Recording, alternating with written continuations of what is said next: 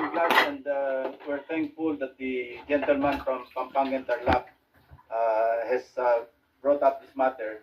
So all these things will be clarified during the committee hearing or hearings that may be conducted once the referral is made. So this is just in jest, Mr. President. This is one of the very few times that I'm in agreement with Senator Marcoleta. So thank you very much, Senator Marcoleta. You're welcome, Your Honor. Thank you, Mr. President. Thank you very much, Mr. President.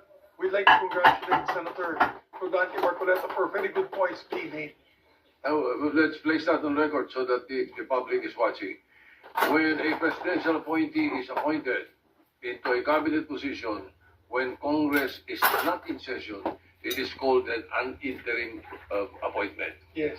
When a cabinet position or person is appointed into the cabinet, when Congress is in session, it is only in an acting capacity.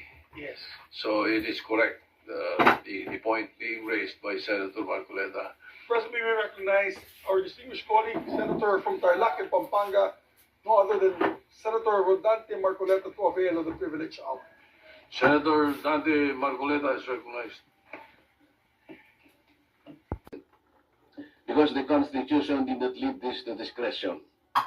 Section 16, Article 7 of the 1987 Constitution provides, and I quote, "The President shall nominate and with the consent of the Commission on Appointments appoint the heads of the executive departments, ambassadors, other public ministers and consuls or officers of the armed forces from rank of colonel or naval captain, and other officers whose appointments are vested in him in this Constitution."